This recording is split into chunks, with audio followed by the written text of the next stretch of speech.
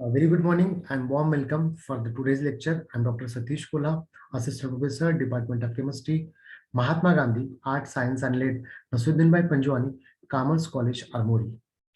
In today's lecture, we'll discuss about program-specific outcomes and course outcomes of BSc Semester 6. So these are the course outcomes of BSc Semester 6. Actually, a BSc Semester 6 consists of two papers. One becomes paper one belongs to inorganic chemistry and paper two is nothing but the physical chemistry. In the last lecture, we'll discuss about the course outcomes of inorganic chemistry. So in today's lecture, we'll cover paper two, that is physical chemistry, and what are the course outcomes of physical chemistry and how that is designed. First course outcome is students should know about photochemical reactions through various laws and various laws, fluorescence, phosphorescence, and chemiluminescence. So that means student can uh, student can differentiate between what are the thermal reactions and what are the photochemical reactions. So what is the major difference between the photochemical reactions and thermal reactions, and what are the advantages of photochemical reactions? To cover this photochemical reactions, various subtopics are given like interaction of radiation of matter, difference between thermal and photochemical processes. One a very famous law, that is a Beers-Lambert's law, is also covered. Various laws of photochemistry like Rothes-Doppler's law, Stark-Einstein law are also covered. In a very detailed, Jablonski diagram is also there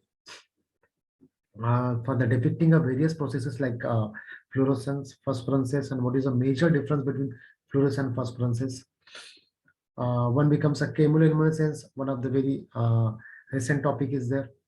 Chemoluminescence having various applications. The next, photosensitized reactions are there. Then energy transfer process and what are the conditions required for the energy transfer processes, that are also covered. Second becomes learn how to determine dipole moment, bond moments, group moments for the benzene derivatives. Means actually students should know what is my dipole moment and how dipole moments are calculated. What is electrical dipole moment, what is polarization of molecules, orientation of dipoles in electrical field, determination of dipole moments, bond moments, then group moments for the benzene derivatives, and application of this dipole moment for percent ionic character, for the shape of molecules, study of geometrical isomers and substituted benzenes. So what is meant by dipole moment and what are the applications of dipole moment to determine the various substituents in a benzene, that is also covered. Next, to know derivation of expression for the rotational and vibrational spectra and their application for molecules. What is rotational spectra, what is vibrational spectra, and what are the applications of these rotational and vibrational spectra in organic chemistry. Then what are the energy levels and what is rigid and non-rigid rotors, that is also covered. To know what are the conditions for the allowance, what are the conditions for the forbidden as well as allowed transitions. One selection rule is also there. Then rotation constant, rotational quantum numbers, there are different energy level diagrams are also covered. Then relative populations of various energy, then selection rule for the pure vibration spectra are also included in your syllabus.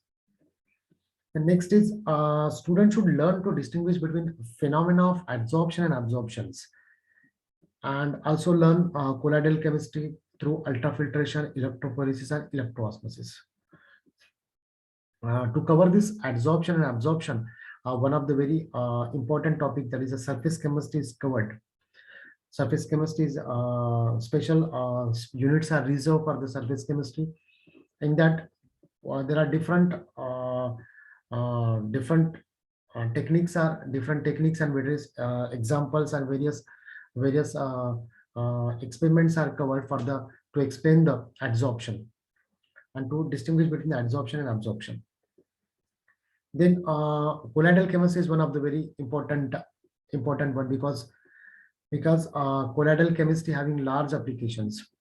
In that types of colloidal systems, its applications Lyophilic and lyophobic soles, what are the particle size range, preparation of colloidal solutions by condensation method, then the applications of these colloidal particles in ultrafiltration, then properties of colloidal systems, then what are the charge on the colloidal particles and how that charge will be calculated, then what is cold number, electrical properties like electrophoresis, electroosmosis, then what is my surfactants and their definitions, then micelle concentrations, effect of temperature and critical micelle concentrations. So that is meant for whole surface chemistry, and the basics of the surface chemistry is already given in the program of BSc.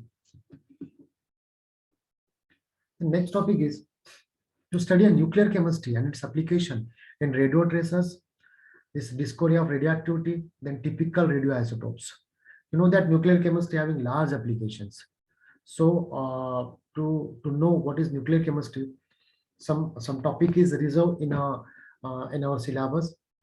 In that, what is atom, what is nucleus, what are the outer spheres, then how nuclear will be stabilized, what is my binding energy, then what is radioactivity, what are the radioactive elements, and then what are the radioactive decay will be there, then kinetics of this, then what are GM counter techniques, and one of the very important is that applications of the nuclear chemistry and radiochemical principles in the use of tracers. Now these tracers are very important one because tracers are using pharmaceutical sectors for the detection of various for the diagnosis of various diseases.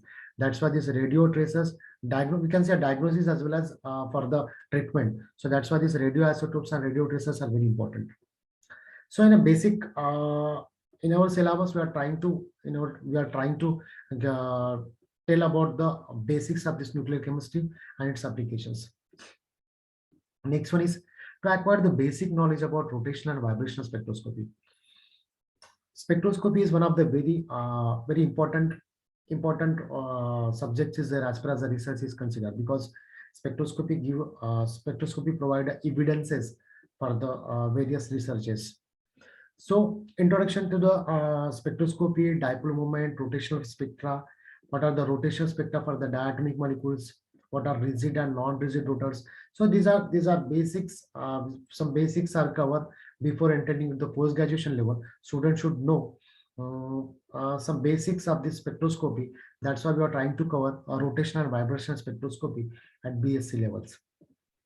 And what is my selection rule? What is the condition for the forbidden? What is the condition for the allowed transition? So that is also covered. And what are these applications of this vibrational and rotational spectra that are covered with an examples? So students make a interest in that rotational and vibrational spectroscopy. So they may be promote towards the research, and that's why we are focusing on rotational vibrational spectroscopy. Very thank you so much for your patience listening. Thank you.